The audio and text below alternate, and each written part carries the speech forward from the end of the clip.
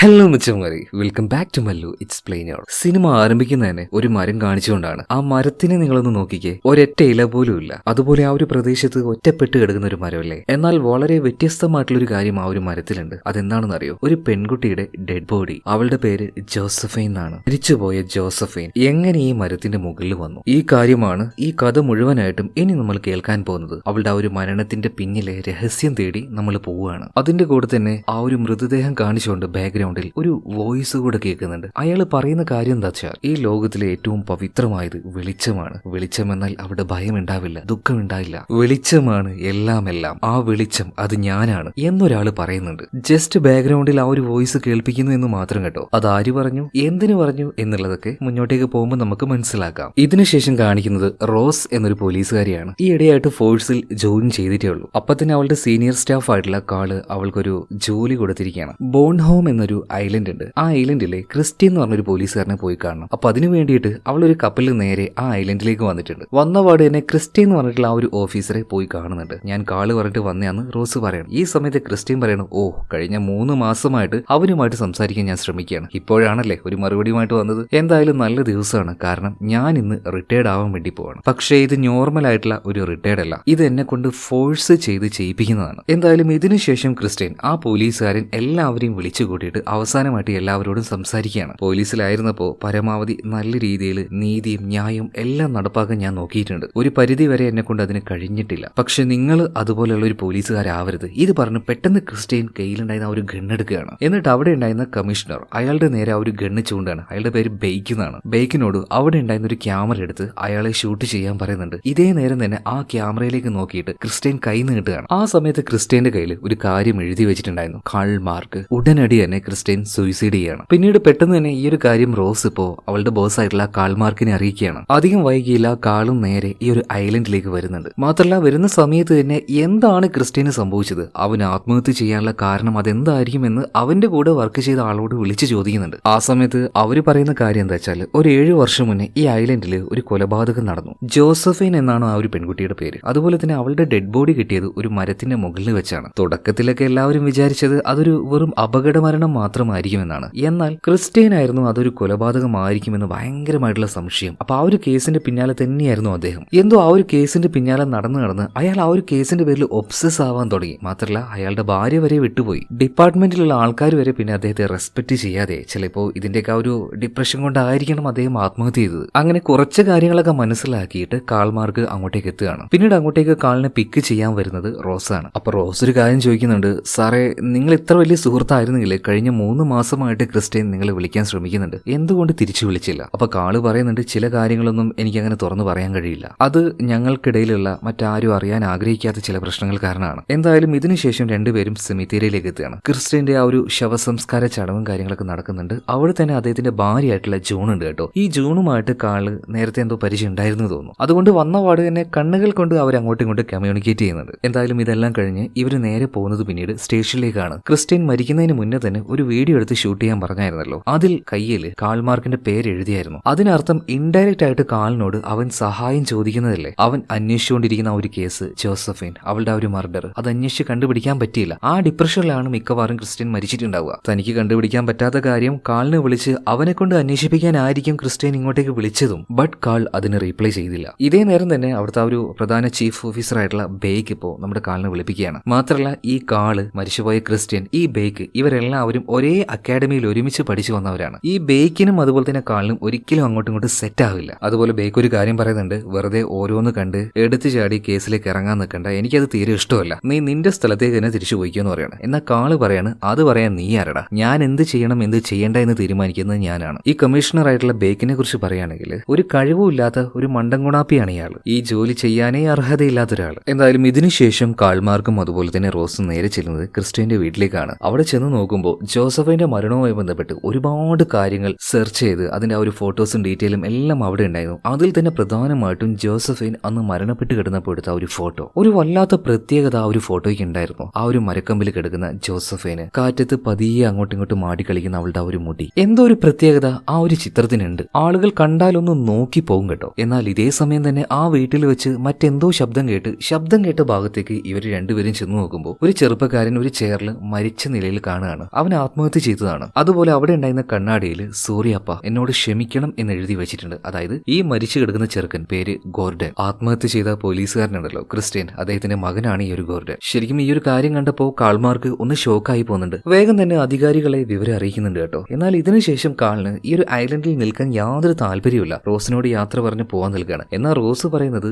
ഈ കേസിന്റെ പിന്നാലെ ഞാനൊന്ന് പോകാൻ പോവാണ്, നീ എന്താന്ന് വെച്ചാൽ ചെയ്തോ, ഞാൻ ഇവിടുന്ന് പോവാന്ന് പറഞ്ഞിട്ട് നേരെ കപ്പൽ കയറാനായിട്ട് കാൾമാർക്ക് പോകുമ്പോൾ ഉള്ളിൽ എന്തോ ഒരു കുറ്റബോധം പോലെ അവൻ ഇത്രയും വിശ്വസിച്ചുകൊണ്ട് എന്നെ വിളിച്ചിട്ട് ഈ കേസ് അന്വേഷിക്കാതെ പോകുന്നത് മോശമല്ലേ. അതിന്റെ പുറമെ അവന്റെ മകനും മരണപ്പെട്ടിരിക്കുന്നു. അങ്ങനെ കേസ് അന്വേഷിക്കാനൊന്നുമല്ല, ഇപ്പൊ പോവാൻ താല്പര്യമില്ലാത്തത് കൊണ്ട് അന്ന് പോവാതെ അന്ന് അവിടെ ഒരു ഹോട്ടലിൽ താമസിക്കുകയാണ്. ഉറങ്ങാൻ നോക്കുമ്പോണ്ട് അങ്ങോട്ടേക്ക് ഒരാള് വരുന്നത്. മറ്റാരുമല്ല, അദ്ദേഹത്തിന്റെ അസിസ്റ്റന്റ് ആയിട്ടുള്ള ആസാദ് ആയിരുന്നു അത്. ആസാദ് വന്നത് തന്നെ റോസ് വിളിച്ചിട്ടാണ്. ഓഹോ, എല്ലാം കൂടി ഇവരെന്നെ പ്ലാൻ ചെയ്ത്, എന്നാ പിന്നെ ഞാൻ എന്തിനാ ഈ ഒരു കാര്യം എതിർക്കുന്നത്, അങ്ങോട്ട് തുടങ്ങുക തന്നെ അന്വേഷണം. അങ്ങനെ ആ ഒരു ദിവസം കഴിഞ്ഞു. പിറ്റേ ദിവസം ആയിട്ടുണ്ട്. പിന്നീട് കാണിക്കുന്നത് ഒരു ബന്ധമില്ലാത്തൊരു കാര്യമാണ്. അതായത് കടൽ തീരത്ത്, കടൽ തീരം എന്ന് പറഞ്ഞിട്ടുണ്ടെങ്കിൽ കടലിന്റെ നല്ല ഹൈറ്റുള്ള ചില ഭാഗങ്ങൾ ഉണ്ടാവുമല്ലോ, അതുപോലെ ഒരു ഭാഗത്ത് ഒരു വശ്യമായ ഭാവത്തിൽ നിൽക്കുന്ന ഒരു പെൺകുട്ടി. അവളുടെ പേര് വാണ്ട എന്നാണ്. അപ്പൊ ആ ഒരു പെൺകുട്ടിയോടും ആത്മീയമായിട്ട് പ്രകാശത്തെക്കുറിച്ചും അതാണ് ഏറ്റവും വലിയ ശക്തി എന്നൊക്കെ പറയുന്നത് ആരൊരാള് അവളുടെ കൂടെയുണ്ട്. അപ്പൊ ആ ആത്മീയതയിൽ അവൾ അങ്ങനെ ലയിച്ച് നിൽക്കുകയാണ്. പിന്നീട് അവരെന്ത് സംഭവിച്ചു എന്ന് കാണിക്കുന്നില്ല. ഇതിനുശേഷം നമ്മുടെ കാൾമാർക്ക്, ആസാദ്, റോസ് ഇവരെല്ലാം നേരെ പോകുന്നത്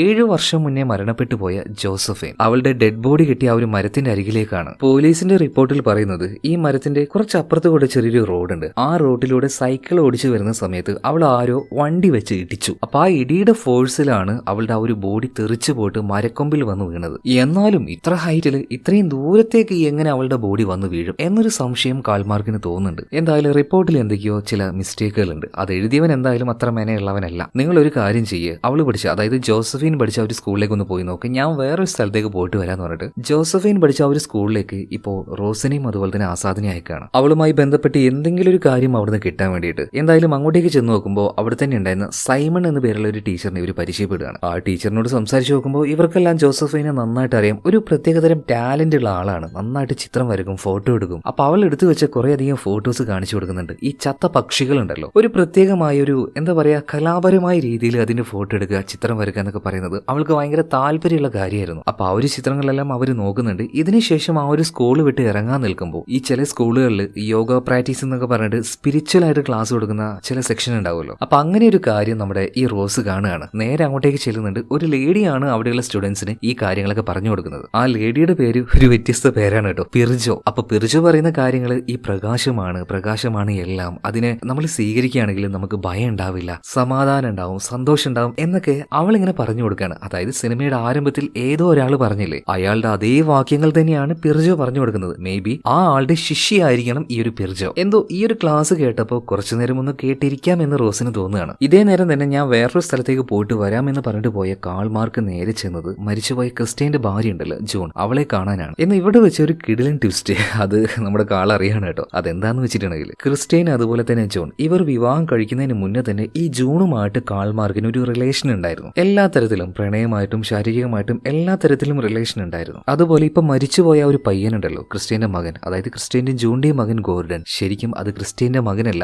ഈ കാൾമാർക്കിന്റെ മകനാണെന്നാണ് ജോൺ പറയുന്നത്. കാരണം ഈ ജൂൺ ക്രിസ്റ്റ്യനെ വിവാഹം കഴിക്കുന്ന ഒരു സമയത്ത് അവൾ ഗർഭിണിയായിരുന്നു. എന്നാൽ ആ കാര്യം മറച്ചു വെച്ചുകൊണ്ടാണ് വിവാഹം കഴിച്ചത് തന്നെ. അതായത് ഇപ്പൊ മരിച്ചു പോയിരിക്കുന്ന ആ ഒരു പയ്യനുണ്ടല്ലോ ഗോർഡൻ, ആ ഗോർഡൻ ശരിക്കും കാൾമാർക്കിന്റെ മകനാണ്. ഇത് കേട്ടപ്പോ മാർക്ക് ആകെ ഷോക്കായി പോവാണ്. ഇതെന്തൊക്കെയാ ഈ പറയുന്നത്, സത്യം തന്നെയാണോ എന്ന് വരെ വിചാരിച്ചു പോവാണ്. ഇതേ സമയം തന്നെ മറ്റൊരു ഭാഗത്ത് സ്കൂളിലിരിക്കുന്ന റോസിനെ കാണിക്കുകയാണ്. റോസ് ഇപ്പൊ ആ ഒരു ക്ലാസ് കേട്ട് അവിടെ അങ്ങനെ ഇരിക്കുന്നുണ്ടല്ലോ. ഇപ്പൊ പിർജോ വന്നിട്ട് പറയാണ്, എന്താണ് എന്റെ ക്ലാസ് ഒക്കെ ഇഷ്ടമായോ? അങ്ങനെയാണെങ്കിൽ ഞങ്ങൾക്കൊരു ഗ്രൂപ്പ് ഉണ്ട്, ആ ഗ്രൂപ്പിൽ വന്ന് ജോയിൻ ചെയ്തു. അതിന്റെ ആ ഒരു വെൽക്കം ബാഡ്ജും ഇപ്പൊ റോസിന് കൊടുക്കുന്നുണ്ട് കേട്ടോ. ഇതേ നേരം തന്നെ കാൾ നേരെ പോയത് ഇപ്പൊ സംസാരിച്ച ജൂൺ ഉണ്ടല്ലോ ക്രിസ്റ്റ്യന്റെ ഭാര്യ, ആ ജൂണിന് ഒരു അനിയത്തിയുണ്ട്, കണ്ണ് കാണാത്ത ഒരു പ്രത്യേക ശൈലിയുള്ള ഒരു സ്ത്രീയാണ് മേരി. അപ്പൊ ആ മേരിയുടെ അടുത്തേക്ക് ചെന്നിട്ട് കാള് കാര്യങ്ങളൊക്കെ ചോദിക്കുകയാണ്. മേരി, ഞാൻ ഈ കേട്ടതൊക്കെ സത്യം തന്നെയാണോ? അതായത് മരിച്ചുപോയ ആ ഒരു ചെറുക്കൻ ഗോർഡൻ അവൻ എന്റെ മകനാണോ? ഇപ്പൊ മേരി പറയണത് എനിക്കിപ്പോ ആ കാര്യത്തിൽ പ്രത്യേകിച്ചൊന്നും പറയാനൊന്നും കഴിയില്ല. പക്ഷെ പെട്ടെന്ന് തന്നെ ഒറ്റക്കണ്ണായിട്ടുള്ള ഈ മേരി കാൾമാർക്കിന്റെ ചെവിയിൽ വന്നിട്ട് ഒരു കാര്യം പറയുന്നുണ്ട്. ശരിയാണ്, അവൻ നിന്റെ മകൻ തന്നെയാണ്. പിന്നെ വേറൊരു കാര്യം അറിയോ, ഇപ്പൊ മരിച്ചുപോയ നിന്റെ മകൻ ഗോർഡൻ അവന്റെ മരണത്തിന് കാരണക്കാരി ആരാന്നറിയോ? ജോസഫൈൻ. ഇത് കേട്ടപ്പോ കാളിന് ഒരുമാതിരി ആവുന്നുണ്ട്. 7 വർഷം മുന്നേ മരിച്ചുപോയ ജോസഫൈൻ എങ്ങനെയാണ് ഗോർഡന്റെ മരണത്തിന് കാരണമാവുക? ആ അതൊക്കെ ഉണ്ട്. ഞാൻ ആ ഒരു പെണ്ണിനെ പല തവണയായിട്ട് ഈ ബീച്ചിൽ വെച്ച് കണ്ടിട്ടുണ്ട്. അതായത് അവൾക്ക് ഈ ചത്ത പക്ഷികളുണ്ടല്ലോ അതിനോടൊക്കെ വല്ലാത്തൊരു ഇഷ്ടമാണ്. അതിന്റെയൊക്കെ ചിത്രം അവൾ നന്നായിട്ട് വരക്കും. എന്നാൽ അവളുടെ പിന്നാലെ തന്നെ അവളെ പ്രണയിച്ചുകൊണ്ട് കിടക്കുന്ന ഒരാളുണ്ടായിരുന്നു. പ്രണയം എന്നൊക്കെ പറഞ്ഞാൽ ഒരു പ്രാന്തമായിട്ടുള്ള പ്രണയമാണ്. അവനാണെങ്കിൽ അവൾക്കാണെങ്കിൽ ചത്ത പക്ഷികളെ ഭയങ്കര പേടിയായിരുന്നു. അപ്പൊ തന്നെ കാള് ചോദിക്കുന്നുണ്ട്, അല്ല ജോസഫിന്റെ പിന്നാലെ അവളെ പ്രണയിച്ചുകൊണ്ട് നടന്നത് അത് ഗോർഡൻ ആയിരുന്നു എന്ന് ചോദിക്കുകയാണ്. ഏയ് അതൊന്നും എനിക്ക് പറയാൻ പറ്റില്ല. പെട്ടെന്ന് ഈ മേരിയുടെ ഉള്ളിൽ ഒരു പേടി വരികയാണ്. അയ്യോ ഞാൻ എന്തൊക്കെയാ ഈ പറഞ്ഞത്, എനിക്ക് പേടിയാകുന്നു, എന്തൊക്കെ പോലെ ഒരു വിമിഷ്ടം പോലെ, ഞാൻ എന്തായാലും പോവാന്ന് പറഞ്ഞിട്ട് വേഗം മേരി അവിടെ ഉണ്ടായിരുന്ന അവരുടെ ആ ഒരു റൂമിലേക്ക് ചെല്ലുകയാണ്. അധികം വൈകാതെ കാളും അവിടുന്ന് പോകുന്നുണ്ട്. എന്നാൽ കാള് പോയി കഴിഞ്ഞ ഉടനെ തന്നെ അജ്ഞാതനായിട്ട് ഒരാൾ വന്നിട്ട് ഈ മേരിയുടെ നാവ് മുറിച്ച് കളയാണ്. ചിലപ്പോ ഇനി ഒരിക്കലും അവള് സംസാരിക്കാതിരിക്കാനായിരിക്കണം, ഇയാളുടെ പേര് പറയാതിരിക്കാനും ആയിരിക്കണം. ഇതേ സമയത്ത് തന്നെ നമ്മുടെ റോസ് അവൾ ഇപ്പോഴും ആ ഒരു സ്കൂളിൽ തന്നെയാണ്. ജോസഫിനെ കുറിച്ച് കൂടുതലായിട്ട് അറിയാനാണല്ലോ ഇങ്ങോട്ടേക്ക് വന്നത്. അപ്പൊ അവളുടെ ചില വസ്തുക്കളൊക്കെ ഇപ്പോഴും എന്റെ റൂമിൽ തന്നെ ഉണ്ടെന്ന് അവർ ആദ്യം കണ്ട ആ ഒരു സാറ്, അതായത് സൈമൺ പറഞ്ഞു. അപ്പൊ സൈമന്റെ മുറിയിലേക്ക് ഇപ്പൊ റോസ് പോയിട്ടുണ്ട്. അവിടെ വെച്ച് ജോസഫിന്റെ ചില വസ്തുക്കളൊക്കെ എടുത്തുകൊണ്ടിരിക്കുകയാണ്. ഈ സമയത്ത് അങ്ങോട്ടേക്ക് ഈ സൈമൺ ടീച്ചർ വരികയാണ്. ഇവനെ കുറിച്ച് പറയുകയാണെങ്കിൽ ഒരു പക്കാ കോഴി, പക്കാന്ന് വെച്ചാൽ പക്കാ കോഴി. വന്നിരിക്കുന്നത് ഒരു പോലീസുകാരിയാണ്. ഇതുവരെ നോക്കാതെ ചുമ്മാ അവളെ ഫ്ലേർട്ട് ചെയ്തുകൊണ്ടിരിക്കുകയാണ്. അവളെ തൊട്ടും തലോടിയും ഒന്നിങ്ങനെ വരാൻ നിൽക്കുമ്പോൾ തന്നെ ഒരേറ്റ ഇട്ടിയാണ് കേട്ടോ. ആ പാവത്തിന്റെ കിളിക്കോടുണ്ടല്ലോ കിളിഞ്ഞു പോവാണ്. എന്തായാലും ഈ ജോസഫിന്റെ ആ ഒരു വിവരങ്ങളൊക്കെ എടുത്ത് കാൾമാർക്കിന്റെ അടുത്തേക്ക് ചെന്ന സമയത്ത് കാള് ചോദിക്കുകയാണ്, അല്ലോടോ എന്തിനെ ഇമാതിരി അടി അവൻ അടിച്ചത്? ഈ സമയത്ത് റോസ് പറയാണ്, ഒന്ന് ആലോചിച്ച് നോക്കിയേ, ഒരു പോലീസുകാരിയായിട്ടുള്ള എന്നോട് അവൻ ഈ രീതിയിൽ പെരുമാറണമെങ്കിൽ ആ സ്കൂളിൽ പഠിക്കുന്ന എത്ര പെൺകുട്ടികളോട് അവൻ മോശമായിട്ട് പെരുമാറിയിട്ടുണ്ടാവും. അതുകൊണ്ട് കുറച്ചു കാലത്തേക്ക് അവന്റെ കിളിക്കൂട് അത് തുറക്കാത്ത തന്നെയാ നല്ലത്. എന്തായാലും ഈ സംസാരത്തിനിടയിൽ ഇപ്പൊ റോസ് കൊണ്ടുവന്ന ജോസഫിന്റെ ആ ഒരു സാധനങ്ങളൊക്കെ ഉണ്ടല്ലോ അതെടുത്ത് പരിശോധിക്കുമ്പോൾ അതിൽ നിന്നും ഒരു ബാഡ്ജ് നമ്മുടെ റോസിന് കിട്ടുന്നുണ്ട്. ഇതേ സെയിം ബാഡ്ജ് തന്നെയാണ് നേരത്തെ ആ ഒരു ആത്മീയമായിട്ടുള്ള ക്ലാസ് കേൾക്കാൻ പോയപ്പോൾ പിറിജോ നമ്മുടെ റോസിന് കൊടുത്തത്. അതായത് ആ ആത്മീയമായിട്ടുള്ള ക്ലാസ്സിന് വേണ്ടിയിട്ട് ജോസഫിനും പോയിട്ടുണ്ട് എന്നല്ലേ അതിന്റെ അർത്ഥം. ഇതിനുശേഷം ആ ഒരു ആത്മീയ ഗ്രൂപ്പ് ഉണ്ടല്ലോ അവരുടെ ലീഡർ ആയിട്ടുള്ള ആ ആളെ കാണിക്കുകയാണ്. ഇവന്റെ പേര് തന്നെ കുറച്ച് വ്യത്യസ്തമാണ് കേട്ടോ, അട്ടു. ഈ അട്ടു ആത്മീയമായ കാര്യങ്ങൾ പറഞ്ഞു കൊടുക്കുന്ന സ്ത്രീകൾ അവസാനം എത്തുക അവന്റെ ബെഡ്റൂമിലായിരിക്കും. അതുപോലെ ആത്മീയത പറഞ്ഞു കൊടുത്ത് ഒരു സ്ത്രീ ഇപ്പോൾ അവന്റെ ബെഡ്റൂമിലേക്ക് വന്നിട്ടുണ്ട്. എല്ലാ പരിപാടിയും കഴിഞ്ഞിട്ട് അവൾ തിരിച്ചു പോവാണ്. ഈ സമയത്ത് ഈ ഒരു ആശ്രമത്തിലേക്ക് നമ്മുടെ കാളും അതുപോലെ തന്നെ ആസാദും വന്നിട്ടുണ്ട്. കാരണം ഇവിടെയാണല്ലോ ജോസഫൈൻ വന്നിട്ടുള്ളത് ഓൾറെഡി. അപ്പൊ അതിനെക്കുറിച്ച് അന്വേഷിക്കാനാണ് കാളും ആസാദും വന്നിരിക്കുന്നത്. എന്നാൽ വന്ന് നോക്കുമ്പോൾ തന്നെ ഇവർ സ്വീകരിക്കാനായിട്ട് പിറിജു അങ്ങോട്ടേക്ക് വരുന്നുണ്ട് കേട്ടോ. എന്നാൽ അവിടുത്തെ ഒരു ചുറ്റുപാട് ഭയങ്കര ശാന്തമായ ഒരു അന്തരീക്ഷം, നാച്ചുറൽ ആയിട്ട് പല കാര്യങ്ങളും ചെയ്യുന്നു, എക്സസൈസ്, യോഗ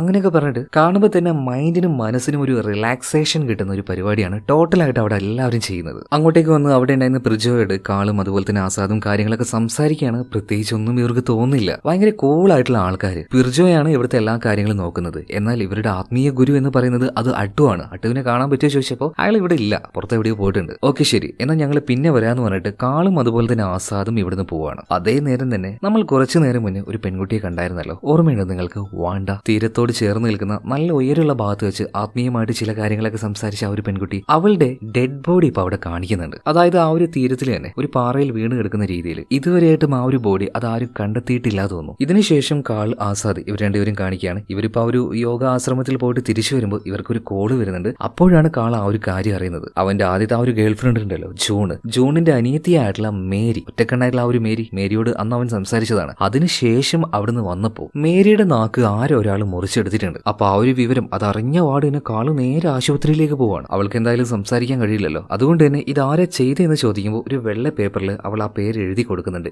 SVK. പേര് പൂർണ്ണമായിട്ട് എഴുതുന്നില്ല. ഇനിയിപ്പോ എവിടെ പോയിട്ടാ പഠിച്ചോനെ ഈ SVK എന്ന പേര് ഞാൻ കണ്ടുപിടിക്കുക എന്ന് ആലോചിച്ച് നിൽക്കുമ്പോഴാണ് ദാണ്ടെ പുതിയ പ്രശ്നം. അതായത് ഇതുവരെയായിട്ടും കണ്ടെത്താത്ത വാണ്ട എന്ന ഒരു പെൺകുട്ടിയുടെ ഡെഡ് ബോഡി ഇപ്പൊ പോലീസുകാർ കടൽ തീരത്ത് വെച്ച് കണ്ടുപിടിച്ചിട്ടുണ്ട്. അപ്പൊ അതുമായി ബന്ധപ്പെട്ട വാർത്തയെല്ലാം ടിവിയിലൂടെ ഇപ്പൊ കാൾ, ആസാദ് ഇവർ രണ്ടുപേരും കാണുന്നുണ്ട്. അപ്പൊ ആ സംഭവ സ്ഥലത്തേക്ക് പോയതും അതിന്റെ ഒരു ഇൻവെസ്റ്റിഗേഷൻ നടത്തിയതും എല്ലാം ഇവിടെയുള്ള മറ്റേ ഒരു ഓഫീസർ ഉണ്ടല്ലോ, മണ്ണുണ്ണി കിഴങ്ങേശ്വരൻ ബേക്ക്, ഇയാളാണ്. ഇയാൾ കണ്ടപാടിനെ പറഞ്ഞു അതൊരു സൂയിസൈഡാണ്, ആത്മഹത്യയാണ്. പാറയുടെ മുകളിൽ നിന്നും താഴേക്ക് എടുത്തു ചാടി അങ്ങനെയാണ് ആ ഒരു പെൺകുട്ടി വാണ്ട മരിച്ചിരിക്കുന്നത്. എന്നാൽ ആ ഒരു വാർത്ത കണ്ടപാടിനെ കാൾമാർക്കിന് മനസ്സിലാവാണ് ഇവൻ ഈ ഒരു ജോലി ചെയ്യാൻ യാതൊരു തലച്ചോറില്ല. നമ്മൾ നേരത്തെ പറഞ്ഞതുപോലെ തന്നെ നല്ല പക്ക മണ്ണുണ്ണി കിഴങ്ങേശ്വരനാണ്. അതുകൊണ്ടാണ് ഇതുപോലെ കേസുകൾ പെട്ടെന്ന് ഇവൻ ക്ലോസ് ചെയ്യുന്നത്. ഇതൊന്നും അന്വേഷിച്ച് കണ്ടുപിടിക്കാനുള്ള ആ ഒരു എന്താ പറയാ ടാലന്റ് ഇല്ല. എന്നാൽ ഇതേ നേരം തന്നെ കാളും ആസാദും നമ്മുടെ റോസും ഇവര് 3 പേരും കൂടിയിട്ട് ജോസഫിന്റെ ആ ഒരു കേസ് അന്വേഷിക്കുന്നുണ്ട് എന്ന് മനസ്സിലാക്കിയിട്ട് അവരുടെ അടുത്തേക്ക് ഈ ബേക്ക് വന്നിട്ട് പറയാണ്, ലീഗലി അല്ലാതെ ഈ കേസൊന്നും നിങ്ങൾക്ക് അന്വേഷിക്കാൻ പറ്റില്ല. അതുകൊണ്ട് തന്നെ ഈ ദ്വീപിൽ ഇനി നിങ്ങൾക്ക് നിൽക്കാനും പറ്റില്ല. നിങ്ങൾ എന്തായാലും ഇവിടുന്ന് പറഞ്ഞയക്കാൻ പോകുന്നു പറഞ്ഞിട്ട്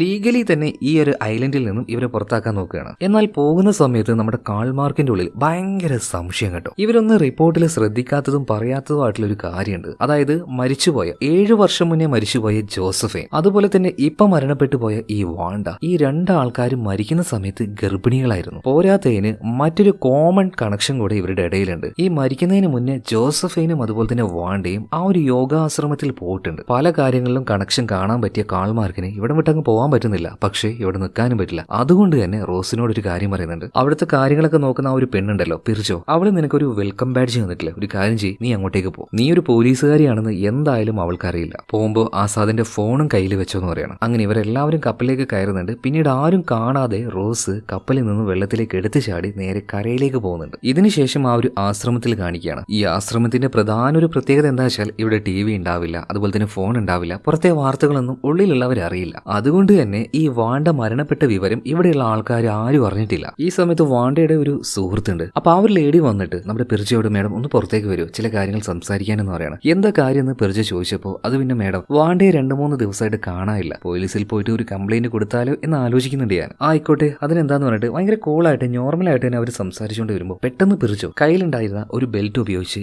ഈ സ്ത്രീയുടെ കഴുത്ത് ഞെരിച്ച് കൊന്നുകളയാണ്. എന്തിനിപ്പോ അങ്ങനെ ഒരു കൊലപാതകം അവിടെ ചെയ്തത്? എന്തായാലും ഇവിടെ സീൻ കട്ടായി അടുത്ത സീനിൽ കാണിക്കുന്നത് ആ ദ്വീപ് വിട്ട് പുറത്തേക്ക് വന്ന നമ്മുടെ കാളനിയും ആസാദിനെയാണ്. എന്നാൽ അവിടുന്ന് വരുമ്പോൾ തന്നെ ജോസഫൈൻ അവൾ മരിക്കുന്നതിന് മുന്നേ വരച്ചു വെച്ച ഒരുപാടധികം ചിത്രങ്ങളും തെളിവുകളും എല്ലാം എടുത്തിട്ടാണ്. അപ്പൊ അവള് വരച്ച ആ ഒരു ചിത്രങ്ങൾ മുഴുവനും ഒരു ബോർഡിൽ അവരങ്ങനെ വെച്ചിട്ടുണ്ട്. അതിൽ വ്യത്യസ്തമായിട്ടുള്ള 3 ചിത്രങ്ങൾ കാണാണ്. ഒന്ന് ഗർഭിണിയായിട്ടുള്ള ഒരു പെൺകുട്ടിയുടെ ചിത്രം, അതുപോലെ തന്നെ അടുത്തത് അത്യാവശ്യം ഫിറ്റ് ആയിട്ടുള്ള ബോഡി ആയിട്ടുള്ള ഒരാൾ. അയാളുടെ ഈ കക്ഷത്തിന്റെ ഭാഗത്തായിട്ട് ഒരു ചുവന്ന പാട്, അതൊരു ടാറ്റു ആണോ അല്ലെങ്കിൽ പാടാണോ എന്നൊന്നും അറിയില്ല, അങ്ങനെ എന്തോ ഒന്ന് ആ ചിത്രത്തിലുണ്ട്. മാത്രമല്ല 3ാമത്തെ ചിത്രത്തിൽ ഈ ഒരു ആരോഗ്യവാനായിട്ടുള്ള മനുഷ്യനും അതുപോലെ തന്നെ മറ്റേ ആ ഒരു പെൺകുട്ടിയും രണ്ടുപേരും അഗാധമായ പ്രണയത്തിലാണ് എന്ന് കാണിക്കുന്ന രീതിയിലുള്ള ഒരു ചിത്രവും. കുറച്ചു നേരമായിട്ട് കാള് ആ ഒരു ചിത്രത്തിലേക്ക് തന്നെ അങ്ങനെ നോക്കി നിൽക്കുകയാണ്. ഇതേ സമയത്ത് തന്നെ ആ ആശ്രമത്തിലേക്ക് റോസ് അവൾക്ക് ആ ഒരു ഇൻവിറ്റേഷൻ ബാഡ്ജ് കിട്ടിയല്ലോ, അതുമായിട്ട് നേരെ അങ്ങോട്ടേക്ക് ചെല്ലുകയാണ്. പിന്നീട് അവിടുത്തെ ആ ഒരു യോഗ ക്ലാസ്സിലൊക്കെ പങ്കെടുക്കുന്നുണ്ട് കേട്ടോ. എല്ലാവർക്കും വേണ്ടി ആത്മീയമായിട്ടുള്ള കാര്യങ്ങൾ ഈ അട്ടു അങ്ങനെ പറഞ്ഞു കൊടുക്കുന്നുണ്ട്. ഭൂരിഭാഗവും സ്ത്രീകളാണ്. എന്തെന്നറിയില്ല, ഇവന്റെ ഈ ആത്മീയമായിട്ടുള്ള കാര്യങ്ങൾ കേൾക്കുമ്പോൾ വെളിച്ചത്തിന്റെ എനർജി, സമാധാനം ഇതെല്ലാം കേൾക്കുമ്പോൾ സ്ത്രീകളൊക്കെ അവിടെ തന്നെ അങ്ങോട്ട് ഇരുന്ന് പോവാണ്. ഇതിനുശേഷം വീണ്ടും ഓഫീസിലിരിക്കുന്ന കാൾ ആസാദ് ഇവരെ കാണിക്കുകയാണ്. അപ്പൊ അവർ ആ ഒരു പിക്ചർ ഇങ്ങനെ നോക്കി പല കാര്യങ്ങളും അനലൈസ് ചെയ്തപ്പോൾ ശരിക്കും ആ ഒരു ചിത്രത്തിലൂടെ ജോസഫൈൻ അവളെയും അവളുടെ ആ ഒരു കാമുകനെയാണ് വരച്ചിരിക്കുന്നത്. അപ്പൊ ആ ഒരു പിക്ചറിലൂടെ മനസ്സിലാവുന്നത് ബോഡിയെല്ലാം അത്യാവശ്യം നല്ല ഫിറ്റ് ആയിട്ടുള്ള ഈ കക്ഷത്തിന്റെ ഭാഗത്ത് എന്തോ ഒരു ടാറ്റു അടിച്ച ഒരാളാണ് അവളുടെ ആ ഒരു ഗർഭത്തിന്റെ ഉത്തരവാദി. അതാരാണെന്ന് എത്രയും പെട്ടെന്ന് തന്നെ നമ്മൾ കണ്ടുപിടിക്കണം. സോ അവളുമായി ബന്ധപ്പെട്ട ആൾക്കാർ, സ്കൂള്, അങ്ങനെ എല്ലായിടത്തും പരിശോധന നടത്തിയെന്ന് പറഞ്ഞ സമയത്ത് ഒരു പേര് കിട്ടുന്നുണ്ട്, സ്റ്റീഫൻ വോൺ ക്രിസ്റ്റ്യൻ. ആ പേര് കേട്ടപ്പോൾ കാൾ ഒന്ന് ഷോക്ക് ആവുന്നുണ്ട് കേട്ടോ. സ്റ്റീഫൻ വോൺ ക്രിസ്റ്റ്യൻ, അതിന്റെ ഷോർട്ട് നെയിം എന്താണ്? SVK. ഇതേ പേര് തന്നെയല്ലേ നാക്ക് മുറിക്കപ്പെട്ട ആ മേരി നമ്മുടെ കാൾമാർക്കിന് ഒരു പേപ്പറിൽ എഴുതി കൊടുത്തത്. അതിനു പുറമെ ആ സ്റ്റീഫന് ഇവർ സംശയിക്കാൻ മറ്റൊരു കാരണം കൂടി ഉണ്ടായിരുന്നു. അതായത് പോലീസുകാർക്ക് തെളിവ് എന്ന രീതിയിൽ നല്ലൊരു അടിപൊളി ഫോട്ടോ എടുത്തു കൊടുത്തില്ലേ, കണ്ടാൽ വല്ലാത്തൊരു പ്രത്യേകത തന്നെ തോന്നിയൊരു ഫോട്ടോ. ആ ഫോട്ടോ പോലീസുകാർക്ക് എടുത്തു കൊടുത്തതും ഇതേ ആള് തന്നെയാണ്, ഈ സ്റ്റീഫൻ. പല കാര്യങ്ങൾ കൊണ്ടും അവന് സംശയിക്കാൻ പറ്റിയത് കൊണ്ട് തന്നെ കാളിപ്പോ അവനെ വിളിപ്പിക്കുകയാണ്. നമ്മുടെ ജോസഫൈൻ ഉണ്ടല്ലോ, അവള് പഠിച്ച അതേ സ്കൂളിൽ തന്നെ ജോലി ചെയ്യുന്ന ആളായിരുന്നു ഈ ഒരു സ്റ്റീഫനും. അപ്പൊ സ്റ്റീഫനോട് നമ്മുടെ കാൾ ആദ്യം തന്നെ ചോദിക്കുന്നത്, നീ എടുത്ത ആ ഒരു ഫോട്ടോ ഉണ്ടല്ലോ അതെങ്ങനെയാണ് നിനക്ക് എടുക്കാൻ കഴിഞ്ഞത്? സത്യം പറയുകയാണെങ്കിൽ ആ ഒരു ഫോട്ടോയ്ക്ക് മരിച്ചു കിടക്കുന്ന പെൺകുട്ടിയാണ് ഞാൻ പറയാൻ പാടില്ല, എന്നിരുന്നാലും ആ ഫോട്ടോയ്ക്ക് എന്തോ ഒരു പ്രത്യേകത ഉള്ളതായിട്ട് എനിക്ക് തോന്നുന്നുണ്ട്. ഈ സമയത്ത് സ്റ്റീഫൻ പറയാണ്, നിങ്ങൾക്ക് തോന്നിയില്ലേ അങ്ങനെ ഒരു പ്രത്യേകത ഉണ്ടെന്ന്? ആ പ്രത്യേകത ഉള്ളത് കൊണ്ട് തന്നെയാണ് ഞാൻ ആ ഫോട്ടോ എടുത്തത്. മാത്രമല്ല ഇങ്ങനെയുള്ള വിയേർഡ് ആയിട്ടുള്ള ഫോട്ടോകൾക്ക് ഡാർക്ക് വെബിൽ നല്ല മാർക്കറ്റാണ്, വിറ്റ് കഴിഞ്ഞാൽ നല്ല കാശ് കിട്ടും. ഞാൻ അതിന്റെ കുറച്ചധികം കോപ്പികൾ ഉണ്ടാക്കി ഡാർക്ക് വെബിൽ വിൽക്കുകയും ചെയ്തു. അതുപോലെ തന്നെ പോലീസുകാർ ഒരു കോപ്പി ആവശ്യപ്പെട്ടതുകൊണ്ട് അവർക്കും ഞാൻ ഒരെണ്ണം കൊടുത്തു. ഇതെല്ലാം കേട്ടോണ്ടിരുന്ന കാള് പറയാണ്, അതെല്ലാം ഓക്കെ, നീയാണ് ആ ഒരു ഫോട്ടോ എടുത്തത്, പക്ഷേ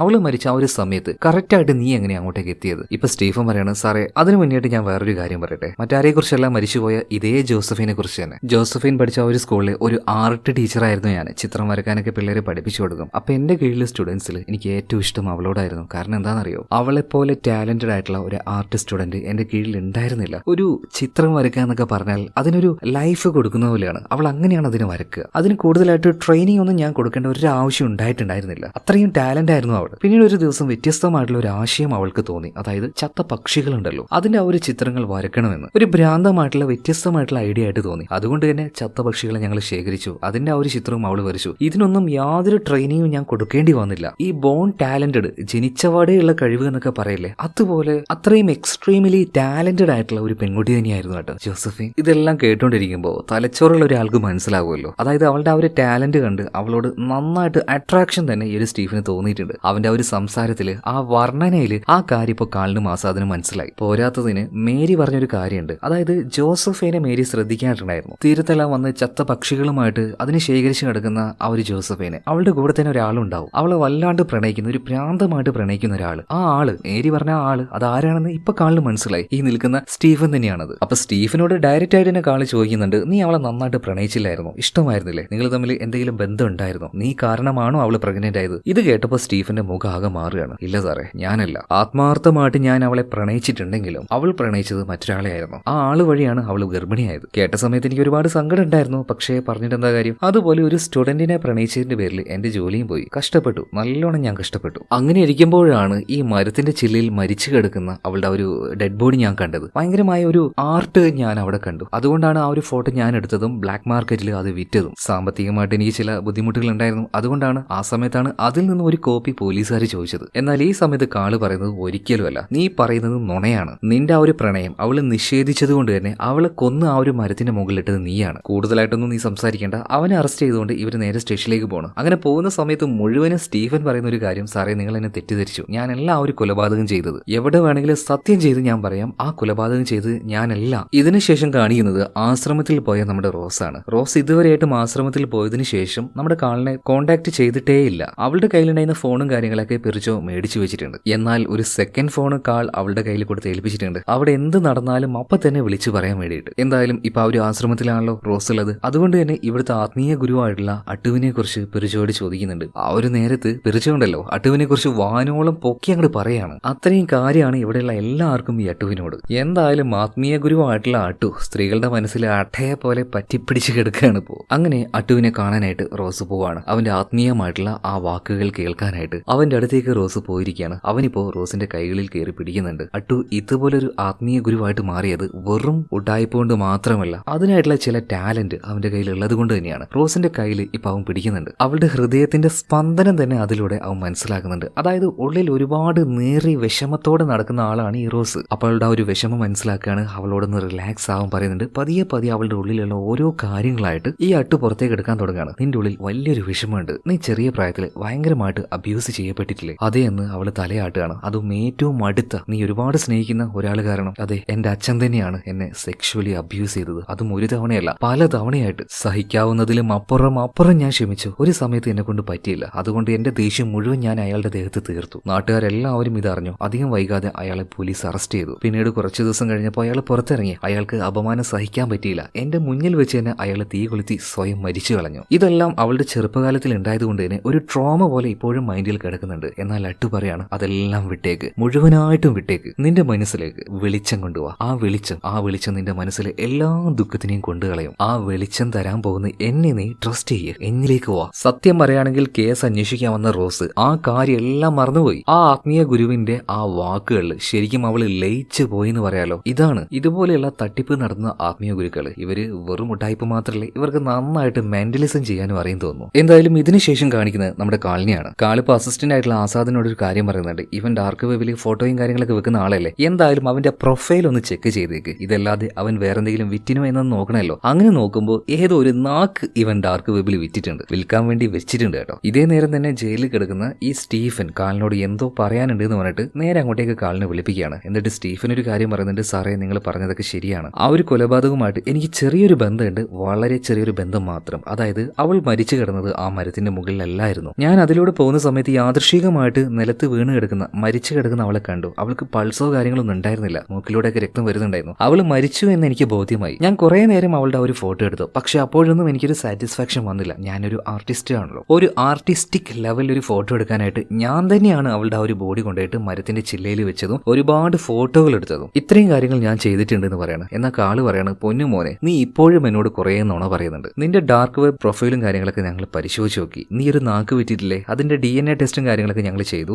അത് ആ ഒരു മേരിയുടെ നാക്കാണെന്ന് ഞങ്ങൾക്ക് മനസ്സിലായി. അവരുടെ നാക്ക് വെട്ടിയത് നീയാണ്. അതായത് അവരൊരു കാര്യം പറയാതിരിക്കാനായിട്ട്. പക്ഷെ ഓൾറെഡി അവൾ ചില കാര്യങ്ങളൊക്കെ പറഞ്ഞായിരുന്നു. അത് ഞങ്ങൾക്ക് മനസ്സിലാവുകയും ചെയ്തു. പോരാത്തതിന് നീ ഒരുപാട് നല്ല ക്രിയേറ്റീവ് ആയിട്ടുള്ള വർക്കുകൾ ചെയ്യുന്ന ഒരു ആർട്ടിസ്റ്റ് തന്നെയാണ്. ഇതുവരെ അതിന്റെ വാല്യൂ നിനക്ക് കിട്ടിയിട്ടില്ല. സത്യമല്ലേ? എന്നാൽ നിന്നേക്കാൾ ടാലന്റ് ഉള്ള ഒരു പെൺകുട്ടിയെ നീ കണ്ട സമയത്ത് അവളുമായി ചേർന്നുകൊണ്ട് എന്തൊക്കെയോ ചെയ്യണം എന്നുള്ളൊരു പ്ലാന് നിനക്കുണ്ടായിരുന്നു. ഒന്നും നടന്നില്ല. അതുപോലെ തന്നെ അവളുടെ മൂക്കിൽ നിന്ന് രക്തം വരുമായിരുന്നു. അതുപോലെ തന്നെ അവൾ മരിച്ചു കിടക്കായിരുന്നു എന്ന് നീ പറഞ്ഞില്ലേ? രണ്ടും അങ്ങോട്ടും ഇങ്ങോട്ട് യോജിക്കുന്നില്ലല്ലോ. മരിച്ചു പോയാൽ അവളുടെ ഉള്ളിൽ നിന്നും അങ്ങനെ രക്തം വരില്ല. സത്യം പറയടാ, നിനക്ക് അവളോട് നല്ല വെറുപ്പുണ്ടായിരുന്നില്ലേ? നീ തന്നെയല്ലേ അവർ കൊലപാതകം ചെയ്തത്? ഇപ്പൊ പെട്ടെന്ന് തന്നെ ഈ സ്റ്റീഫന്റെ മുഖക്കാകെ മാറുകയാണ്. സ്റ്റീഫൻ പറയാണ്, അതെ, എനിക്ക് അവളോട് വെറുപ്പായിരുന്നു. പക്ഷെ അവൾ ആ അവസ്ഥയിലാക്കിയത് ഞാനല്ല. ഞാൻ വന്നു നോക്കുമ്പോൾ അവൾക്ക് ജീവനുണ്ടായിരുന്നു. നല്ലൊരു ഫോട്ടോ എടുക്കാൻ വേണ്ടിയിട്ട് ഞാൻ അവൾ ആ ഒരു മരത്തിന്റെ ചില്ലയിൽ കൊണ്ടുവച്ചു. എനിക്ക് വേണമെങ്കിൽ അവളെ രക്ഷപ്പെടുത്തായിരുന്നു, ഞാനത് ചെയ്തില്ല. പതിയെ അവളുടെ ആ ഒരു ഒരു ജീവൻ പോകുന്നത് നോക്കി അവളുടെ ആ ഒരു ഭംഗിയുള്ള ഫോട്ടോ എടുക്കുമായിരുന്നു ഞാൻ. ഇത്രയും കാര്യം ഞാൻ ചെയ്തിട്ടുണ്ട് എന്ന് ഇപ്പൊ ഈ സ്റ്റീഫൻ സമ്മതിക്കുന്നുണ്ട്. ഇത് കേട്ട് കഴിഞ്ഞപ്പോൾ കാള് പറയണ നിനക്കുള്ള അരിയും പഞ്ചാരിയും അധികം വൈകാതെ തന്നെ വരും ഇങ്ങോട്ടേക്ക്. ഇതും പറഞ്ഞ കാളും അതുപോലെ തന്നെ ആസാദും പുറത്തേക്ക് പോകണം. ആ സമയത്ത് കാള് പറയണ നമ്മുടെ റോസ് വിളിച്ചിട്ട് കുറച്ച് ദിവസമായല്ലോ, എന്തായാലും അതെന്താണെന്ന് പോയി ഒന്ന് അന്വേഷിക്കുന്നു ആസാദിനോട് പറയാം. ഇതേ നേരം തന്നെ റോസിന്റെ കാര്യം നോക്കുകയാണെങ്കിൽ ആത്മീയ ഗുരുവായിട്ടുള്ള അട്ടു ഉണ്ടല്ലോ, അട്ടുവുമായിട്ട് അവൾ നന്നായിട്ട് അടുത്തിട്ടുണ്ട്. അതുപോലെ തന്നെ ഈ അട്ടുവിനെ കണ്ട് സംസാരിക്കാനായിട്ട് ബിർജു അങ്ങോട്ടേക്ക് വരികയാണ്. ബിർജു ആണെങ്കിൽ ഭയങ്കര സന്തോഷത്തിലാണ്. ഒരു പ്രഗ്നൻസി കിറ്റും അവളുടെ കയ്യിലുണ്ടായിരുന്നു, അതിൽ പോസിറ്റീവാണ്. ഈ ബിർജു അതുപോലെ തന്നെ അട്ടു അവർക്കിടയിലും ഒരു റിലേഷൻ ഉണ്ടായിരുന്നു. അതിലൂടെ അവള് ഗർഭിണിയായിരിക്കുകയാണ്. സോ ഇത് കേട്ടപാട് തന്നെ അട്ടുവിന് ഭയങ്കരമായിട്ട് സന്തോഷമുണ്ടായി.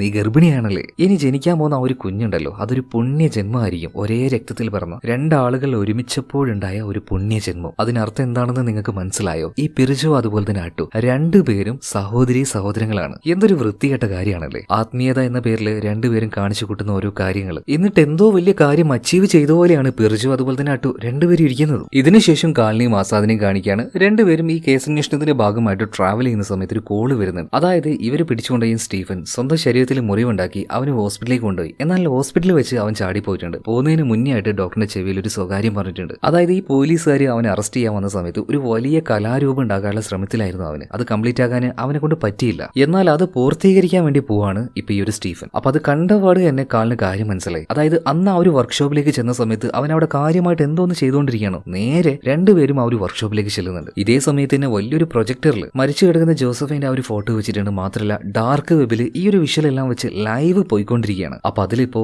ഈ ഒരു സ്റ്റീഫൻ സംസാരിക്കുന്നുണ്ട്. കണ്ടോ, ഞാൻ എത്ര ക്രിയേറ്റീവ് ആയിട്ടാണ് ഒരു കാര്യം ചെയ്തിരിക്കുന്നത്, എന്നിട്ടും ലോകം എന്നെ അംഗീകരിക്കുന്നില്ല. ഞാൻ ഈ പെൺകുട്ടിയെ കൊന്നു എന്നൊക്കെ പോലീസുകാർ പറയാണ്. അതൊക്കെ പോട്ടെ, അവസാനമായിട്ട് എന്റെ കഴിവെന്താണെന്ന് ഈ ലോകത്തെ ഞാൻ കാണിക്കാൻ പോവാണ്. ഒരു കിടിലൻ ആർട്ട്, ഒരു കലാരൂപം അത് കാണിച്ചുകൊണ്ട് ഞാൻ ഈ ലോകത്തോട് വിട പറയാണ്. അതായത് അന്ന് ജോസഫിന്റെ ബോഡി കിട്ടിയ ആ ഒരു മരം ഉണ്ടല്ലോ, അങ്ങോട്ടേക്ക് ഓൾറെഡി ഈ ഒരു സ്റ്റീഫൻ പോയി കഴിഞ്ഞു. ഒരു നിഴൽ രൂപം പോലെ ആവുന്ന ആ ഒരു സമയത്ത് അവിടെ ഉണ്ടായിരുന്ന ഒരു മരത്തിൽ അവൻ തൂങ്ങിക്കിടക്കുകയാണ്. അതായത് മരിച്ചങ്ങനെ കിടന്ന് ആടുകയാണ്. അതായത് എല്ലാവരെയും ഒന്ന് കാണുമ്പോൾ ഒന്ന് ഞെട്ടിച്ചു കളയുന്ന ഒരു വല്ലാത്തൊരു വിഷ്വൽ. അവന്റെ ഭാഷയിൽ പറയുകയാണെങ്കിൽ ഒരു മെസ്മറൈസിംഗ് ആയിട്ടുള്ള ഒരു കലാരൂപം. എന്നാൽ മറ്റൊരു രീതിയിൽ പറയുകയാണെങ്കിൽ ഭ്രാന്തന്മാർക്ക് മാത്രമേ ഇങ്ങനെയുള്ള കലാരൂപങ്ങളൊക്കെ ആസ്വദിക്കാൻ കഴിയുള്ളൂ തോന്നുന്നു. പക്ഷെ ഇതോടുകൂടിയിട്ട് കാളിന് ഒരു കാര്യം മനസ്സിലായി. ഈ സ്റ്റീഫൻ ഉണ്ടല്ലോ, അവൻ ആ ഒരു കലാരൂപം ഉണ്ടാക്കാൻ വേണ്ടി മാത്രം ജോസഫിന്റെ ബോഡി അങ്ങോട്ടേക്ക് കൊണ്ടേ വെച്ചെന്നുള്ളൂ. പക്ഷെ അവനല്ല ജോസഫിനെ കൊന്നത്. സംതിങ് ഇതിന്റെ പിന്നിൽ ഇപ്പോഴും പുറത്തു വരാത്ത ഒരു മിസ്റ്ററി കൂടി ഉണ്ട്. അങ്ങനെ അന്നേ ദിവസം വീട്ടിലേക്ക് കാള് പോവാണ്. രാത്രി ആയപ്പോൾ അവനിക്കൊരു കോള് വരുന്നുണ്ട്. അവന്റെ പണ്ടത്തെ കാമുകിയായിട്ടുള്ള ക്രിസ്റ്റീന്റെ ഭാര്യ ഉണ്ടല്ലോ, ജൂണ വിളിച്ചത്. ജൂണ് പറയാണ്, നമ്മുടെ മകൻ കോഡൻ, അവന്റെ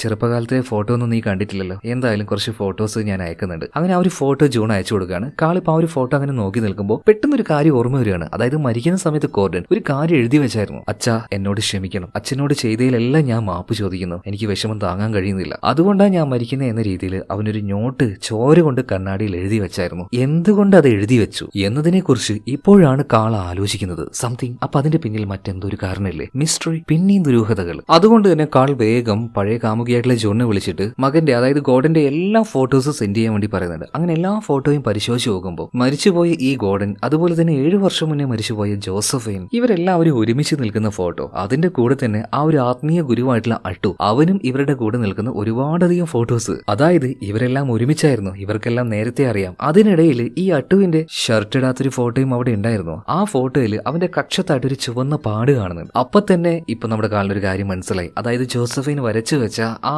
ആകാര വടിവുള്ള ആ ഒരു ആണ് അവളുടെ ആ ഒരു കാമകന്, അത് മറ്റാരുമല്ല അട്ടു തന്നെയാണ്. അത് നേരത്തെ മനസ്സിലായതാണ്. എന്തായാലും അതിനൊരു തെളിവ് ഇപ്പൊ കിട്ടിയിരിക്കുകയാണ്. അപ്പൊ മിക്കവാറും ഗോഡന്റെയും അതുപോലെ മരിച്ചുപോയ ജോസഫൈനും വാണ്ട ഇവരുടെയൊക്കെ മരണവുമായിട്ട് ഈ അട്ടുവിന് എന്തോ നല്ല ബന്ധമുണ്ട്. പെട്ടെന്ന് തന്നെ ആശ്രമത്തിലേക്ക് ഇവര് പോവാണ്. അതിന് പുറമെ ഇതുവരെയായിട്ടും റോസ് ഇവരോട് കോണ്ടാക്ട് ചെയ്തിട്ടില്ല. റോസിന് അപ്പോൾ എന്തോ ഒന്ന് സംഭവിച്ചിട്ടുണ്ട്, അവളെയും എത്ര പെട്ടെന്ന് രക്ഷപ്പെടുത്തണം. ഇതിനുശേഷം കാണിക്കുന്നത് ആ ആശ്രമത്തിലാണ്. ഈ ആശ്രമത്തിലേക്ക് ഒരാൾ വന്നു കഴിഞ്ഞാൽ കുറച്ച് ദിവസം ഇവിടെ നിൽക്കാം. എന്നാൽ ഒഫീഷ്യലി ആ ഒരു ഗ്രൂപ്പിൽ അവർക്ക് ജോയിൻ ആണെങ്കിൽ നല്ല ചൂടായിട്ടുള്ള റൂമിൽ ഒരു 2-3 ദിവസം നിന്ന് അവരുടെ ആ ഒരു ടാലന്റ് കാണിച്ചു കൊടുക്കണം. സോ ആ കാര്യം ഇപ്പൊ റോസിനോട് പിർജു പറയാണ്. അങ്ങനെ പിർജു ആ റൂമിലേക്ക് ഇപ്പൊ റോസിനെ കൂട്ടിക്കൊണ്ടുപോകുന്നുണ്ട്. അവിടെ എത്തിയ പാടിനെ പിർജുയുടെ ആ ഒരു മട്ടും ഭാഗം മാറുന്നുണ്ട്. പിർജു ചോദിക്കുകയാണ്, നീ ആരടി? വന്നത് മുതൽ ഞാൻ ശ്രദ്ധിക്കുകയാണ്, അട്ടുവിനോട് ഭയങ്കരമായിട്ട് അടുക്കുന്നു. നിനക്ക് അതിന് മാത്രം എന്താ? നീ എന്താ അവന് കൊടുക്കുന്നേ? അവൻ എന്തുകൊണ്ടാണ് നിന്നിലേക്ക് ഇത്രത്തോളം അട്രാക്ട് ആവുന്നത്? എനിക്കതൊന്നും സഹിക്കുന്നില്ല കേട്ടോ. ഇതും പറഞ്ഞ് പിർജു അവൾ അവിടെ വെച്ച് ആക്രമിക്കുകയാണ്. റോസ് ഒന്നും നോക്കിയല്ല, പോലീസുകാരല്ല, ഒരേറ്റ ചവിട്ട് കൊടുക്കുന്നുണ്ട്. എങ്ങോട്ടാ കൊടുക്കുന്നത്? ഈ പിർജുയുടെ വയറ്റത്ത് തന്നെ. അവൾ ഓൾറെഡി ഗർഭിണിയായിരുന്നു. അതുകൊണ്ട് പിർജോയ്ക്ക് നന്നായിട്ട് വേദന ആവുന്നുണ്ട്. വേദന കൊണ്ട് അവൾ അവിടെ ഇരുന്ന് പോവാണ്. അപ്പൊ പാവം തോന്നിയ റോസ്, അയ്യോ ക്ഷമിക്കണം കേട്ടോ എന്ന് പറഞ്ഞു വന്ന സമയത്ത് പിർജു ഒന്നും നോക്കിയില്ല. ആ ദേഷ്യത്തിന് അവളെ പിടിച്ച് ഒരേറ്റ കയറാണ്. പെട്ടെന്ന് തന്നെ ആ റൂം വിട്ട് ഇപ്പൊ പിർജു പുറത്തേക്ക് വന്നിട്ട് ആ റൂമിനുള്ളിൽ ഇപ്പൊ റോസിനെ ലോക്ക് ചെയ്യാണ്. പിന്നെ ആ ഒരു വേദനിക്കുന്ന വയറുമായിട്ട് തന്നെ ഇപ്പൊ പിർജോ നേരെ പോയിട്ട് അവളുടെ ആ ഒരു ഓഫീസിലിരിക്കുകയാണ്. ഇതേ നേരത്താണ് അങ്ങോട്ടേക്ക് കാള് വന്നത്. കാള് വന്ന പാട് തന്നെ പിർജോയോട് ഒരു കാര്യം ചോദിക്കുന്നുണ്ട്. ഇവിടെയുള്ള സ്ത്രീകളുമായിട്ട് എന്താണ് നിന്റെ ഗുരുവിന് ബന്ധം? എല്ലാവരും ഗർഭിണിയാവുന്നുണ്ടല്ലോ. ഈ സമയത്ത് പിർജോ പറയാണ്, അവന്റെ പണി അതൊക്കെ തന്നെയാണ്. പക്ഷെ അതെന്തിനാണ് നിങ്ങൾ അന്വേഷിക്കുന്നത്? താല്പര്യമുള്ള സ്ത്രീകൾ അയാളുടെ കൂടെ കിടക്കും, ഗർഭിണിയാവും. അതൊക്കെ അവരുടെ പ്രൈവറ്റ് ആയിട്ടുള്ള കാര്യങ്ങളല്ലേ. ഇപ്പൊ നമ്മുടെ കാള് പറയണം, ഓക്കെ അതെന്തോ ഓരോരുത്തരുടെ തീരുമാനം. പക്ഷേ അട്ടുവിനെ എനിക്കൊന്ന് കാണണം, സംസാരിക്കണം. അതിനെന്താ, കാണാലോ എന്ന് പറഞ്ഞിട്ട് പിർജോ ഇപ്പോ കാളിനെയും കൂട്ടി ആശ്രമത്തിന്റെ ഉള്ളിലേക്ക് പോവാണ്. എന്നാൽ ഒരു ഘട്ടത്തിൽ പെട്ടെന്ന് പിർജോ കാലിനെ ഒരു ഭാഗത്തേക്ക് തള്ളിയിടുന്നത്. താഴേക്ക് വീണ് കാലിന് എഴുന്നേൽക്കാൻ കഴിയുന്നില്ല. പിന്നീട് അങ്ങോട്ടേക്ക് പതിയെ ഷോക്ക് അടിപ്പിക്കുന്ന ഒരു വയറുമായിട്ട് ഈ ഒരു പിർജോ വരുന്നുണ്ട്. എന്നിട്ട് പറയാണ്, നീ എന്തിനാണ് ഇങ്ങോട്ടേക്ക് വന്നത്? എന്റെ അട്ടുവിനെ കൊണ്ടുപോകാനാണോ? ഒരിക്കലും നടക്കില്ല. നിന്നോട് എന്തായാലും ഞാൻ ഇവിടെ വെച്ചൊരു കാര്യം പറയാൻ പോവാണ്. അത് പറയാനുള്ള പ്രധാന കാരണം എന്താ വെച്ചാൽ നീ ഇപ്പൊ ഇവിടെ വെച്ച് മരണപ്പെടാൻ പോവാണ്. അതുകൊണ്ട് എനിക്ക് എന്ത് വേണമെങ്കിലും നിന്നോട് പറയാലോ. ഇവിടുത്തെ ആ ഒരു ആത്മീയ ഗുരുവുണ്ടല്ലോ അട്ടു, അവൻ എന്റെ ചേട്ടനാണ്. അവനിൽ നിന്നും ഗർഭം ധരിച്ച് ഒരു കുഞ്ഞിനെ ഉണ്ടാക്കി ആ കുഞ്ഞിനെ കൊണ്ട് ജീവിക്കണമെന്ന് എന്റെ ഒരുപാട് നാളത്തെ ആഗ്രഹമാണ്. കുറെ കാലമായിട്ട് ഞാൻ അതിന് ശ്രമിക്കുന്നുണ്ടെങ്കിലും ഇതുവരെയായിട്ട് നടന്നില്ല. ഇപ്പോഴാണ് എനിക്കൊരു കുഞ്ഞുണ്ടായത്.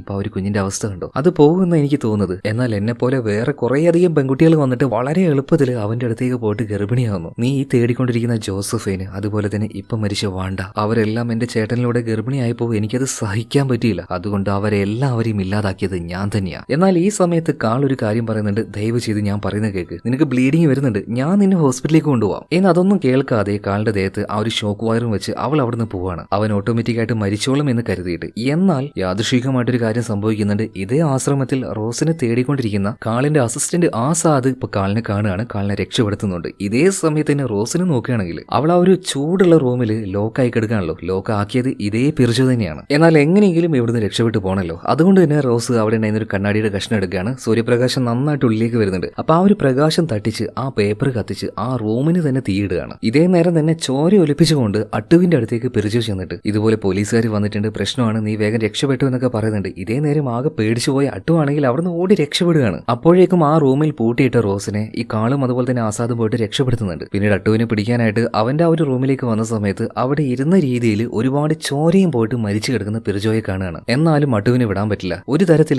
എല്ലാത്തിന്റെയും കാരണക്കാരൻ അവൻ തന്നെയാണ്. അങ്ങനെ അട്ടുവിനെ പിടിക്കാനായിട്ട് വേഗം അങ്ങോട്ടേക്ക് പോയ ആസാദ് അതുപോലെ തന്നെ കാള് രണ്ടുപേരും അവൻ ആ ഒരു ഗൺ പോയിന്റിൽ നിർത്തുന്ന സമയത്ത് യാതൊരു ബന്ധവുമില്ലാതെ ഒരാൾ അങ്ങോട്ടേക്ക് വരുന്നുണ്ട്. അതാരാണെന്ന് നോക്കുകയാണെങ്കിൽ നമ്മുടെ കാളിന്റെ ആദ്യത്തെ ഗേൾഫ്രണ്ട് ജൂൺ ആയിരുന്നു. അപ്പൊ ജൂണിനോട് കാള് ചോദിക്കുന്നുണ്ട്, നീ എന്തിനാണ് ഒരു ബന്ധവുമില്ലാതെ ഈ സമയത്ത് ഇങ്ങോട്ടേക്ക് വന്ന് കയറിയെന്ന്. ഇപ്പൊ ജൂണ് പറയാണ്, ബന്ധമുണ്ട്, എല്ലാത്തിനും ബന്ധമുണ്ട്. ഇവിടെ വെച്ചാണ് നമ്മൾ ഒട്ടും പ്രതീക്ഷിക്കാത്ത ആ ട്വിസ്റ്റ് അത് പുറത്തേക്ക് വരുന്നത്. ഇപ്പൊ കാളിനോട് ജൂൺ ഒരു കാര്യം പറയാണ്, നമ്മുടെ മകനുണ്ടല്ലോ ഗോഡൻ, അതിതീവ്രമായിട്ട് ഡ്രഗിന് അഡിക്റ്റ് ആയിരുന്നു. അതുപോലെ തന്നെ അതിൽ നിന്നും അവനൊരു മോചനം ലഭിച്ചത് തന്നെ ഈ ഒരു ആശ്രമത്തിലേക്ക് വന്നതിന് ശേഷമാണ്. ആത്മീയമായിട്ടുള്ള ഇവരുടെ ആ ഒരു വചനങ്ങളും കാര്യങ്ങളും എല്ലാം കേട്ടതിന് ശേഷം. എന്നാൽ ഒരു തരത്തിൽ അതൊരു ട്രാപ്പ് മാത്രമായിരുന്നു. അവൻ ആ ഒരു ആശ്രമത്തിൽ പോയ അതേ സമയത്ത് തന്നെ അവിടെ ജോസഫൈനും ഉണ്ടായിരുന്നു. ജോസഫൈനും അതുപോലെ ഈ അട്ടവും തമ്മിലൊരു റിലേഷൻ ഉണ്ടായി. ജോസഫൈൻ ഗർഭിണിയായി. എന്നാൽ ഈ കാര്യം സഹിക്കാൻ കഴിയാത്ത ഒരാൾ ആ ആശ്രമത്തിലുണ്ടായിരുന്നു. മറ്റാരുമല്ല, അവന്റെ അനിയത്തിയായിട്ടുള്ള പിർജു തന്നെ. ആ പിർജു പിന്നെ നമ്മുടെ മകനായിട്ടുള്ള ഗോഡനോട് പല കാര്യങ്ങളും പറഞ്ഞു. അവന്റെ മനസ്സിനെ അങ്ങോട്ട് കൺട്രോൾ ചെയ്യാൻ തുടങ്ങി. അതുപോലെ തന്നെ അവനോട് പറഞ്ഞു, ഈ ആശ്രമത്തിൽ നിനക്ക് തുടരണമെങ്കിൽ,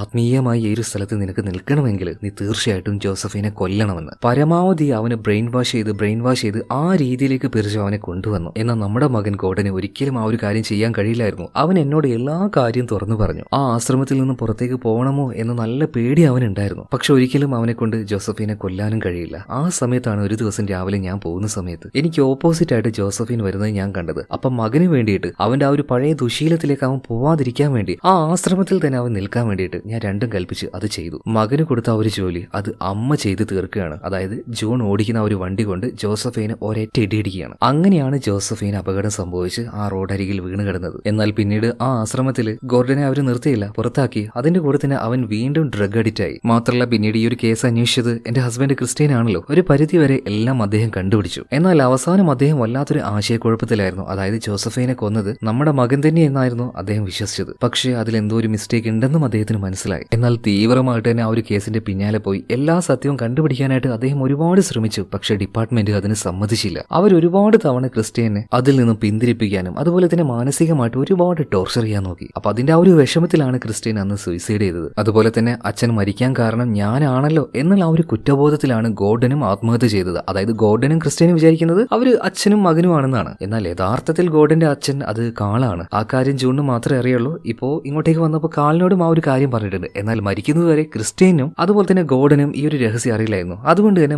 മരിക്കുന്നത് വരെ രണ്ടുപേരും അച്ഛനും മകനും തന്നെ. എല്ലാം കേട്ട് കഴിഞ്ഞപ്പോൾ കാള് പറയുന്ന ഒരു കാര്യം ചെയ്യും, അവിടെ പോയി നിൽക്ക്, ഞാൻ ആദ്യം പോയിട്ട് അവനെ അറസ്റ്റ് ചെയ്യട്ടെ എന്ന് പറഞ്ഞിട്ട് കാളിപ്പം നേരെ ഈ ഒരു അട്ടുവിന്റെ അടുത്തേക്ക് പോകാൻ നിൽക്കുമ്പോൾ ഈ ഒരു ജൂൺ ഉണ്ടല്ലോ, അവള് നേരെ പോയിട്ട് കാറിൽ കയറുകയാണ്. ഒരു പരിധി വരെ ഇവിടെ നടന്ന ഈ പ്രശ്നത്തിന് എല്ലാത്തിനും ഒരു ഫയറായിട്ട് ഒരു തീപ്പൊരിയായിട്ട് മാറിയത് അത് ഇവനാണ്, അട്ടു. എല്ലാത്തിനും കാരണക്കാരൻ ഇവനായതുകൊണ്ട് തന്നെ ഇവൻ ഇനി ജീവിച്ചിരിക്കേണ്ട. ആക്സിലേറ്ററിൽ മുഴുവനായിട്ടും കാല് കൊടുക്കാൻ ഓടിച്ചു വന്ന് അവിടെ നിൽക്കുന്ന അട്ടുവിന്റെ ദേഹത്തേക്ക് തന്നെ ജോണ് ആ ഒരു കാർ ഇടിച്ച് കയറ്റി ആ കാറുമായിട്ട് താഴേക്ക് വീണ് ഫുള്ളായിട്ട് ബ്ലാസ്റ്റ് ആയി ടോട്ടലി രണ്ടുപേരും മരണപ്പെടുകയാണ്. അങ്ങനെ 100% ആ ഒരു കേസ് അതിപ്പോ ക്ലോസ് ആയിട്ടുണ്ട്. എന്നാൽ പ്രതികളാണെങ്കിൽ എല്ലാവരും മരണപ്പെടുകയും ചെയ്തു. എത്ര പ്രതികളാണ്? സ്റ്റീഫൻ ഉണ്ട്, അതുപോലെ തന്നെ അട്ടുവോ, അവന്റെ സഹോദരിയായിട്ടുള്ള പിറജോ, അതുപോലെ തന്നെ ജോണ്, എല്ലാവരും കഥയുടെ അവസാനത്തോടുകൂടി മരിക്കുകയാണ്. കേസ് തെളിഞ്ഞെങ്കിലും ഒരൊറ്റ പ്രതിയെ പോലും ജീവനോട് കിട്ടിയില്ല. എന്തായാലും വ്യത്യസ്തമായിട്ടുള്ള ഭയങ്കരമായിട്ടുള്ള ഒരു പ്ലോട്ട് ട്വിസ്റ്റിംഗ് ആയിട്ടുള്ള ഒരു മൂവി തന്നെയല്ലേ. നിങ്ങൾക്ക് ഇഷ്ടമായോ? നിങ്ങൾക്ക് ഇഷ്ടമായെങ്കിൽ കമന്റ് ബോക്സിൽ ഒന്ന് പറ. അതുപോലെ അടുത്ത വീഡിയോയിൽ നമുക്ക് വീണ്ടും കാണാം. Okay, by.